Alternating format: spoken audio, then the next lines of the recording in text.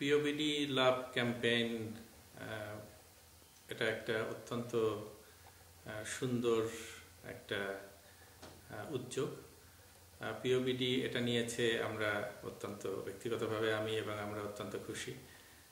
লাভ campaign আমার কাছে যেটা মনে হচ্ছে যে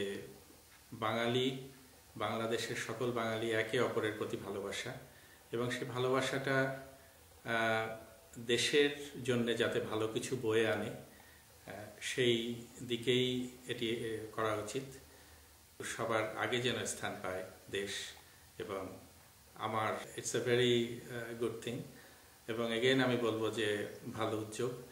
আমার ভালোই লেগেছে যে বৈশাখী মেলা আগামী বছর আপনারা ওই ভেন্যু এবং ওই সময়টা, ওই দিনটা আপনারা ইউজ করতে চান কোনো একটা সময় ফাইনাল পুরস্কার বিতরণ করার জন্যে।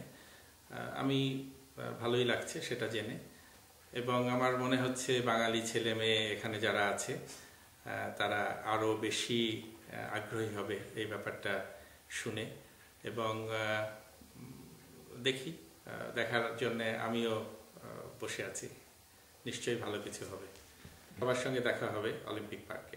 মুক্তিযুদ্ধের চেতনা তো সবসময় একটাই, সেটি হচ্ছে এই সময়কার যে জেনারেশন, তাদের মুক্তিযুদ্ধ এবং দেশ সম্বন্ধে তাদের কি চাওয়া।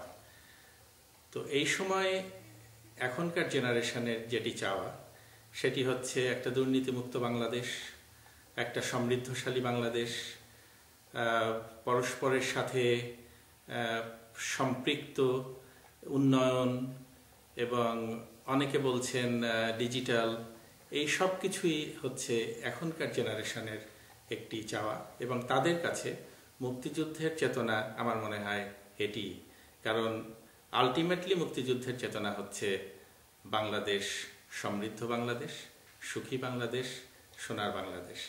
এবং এখন যেহেতু এই জেনারেশন, এটা ইন্টারনেটের যুগ, অত্যন্ত আধুনিকতার যুগ, আমাদের এই জেনারেশন বিশ্বের সকল দেশের কাছে এক্সপোজড তারা, এবং বিশ্বের সকল আধুনিকতাও তাদের কাছে এক্সপোজড।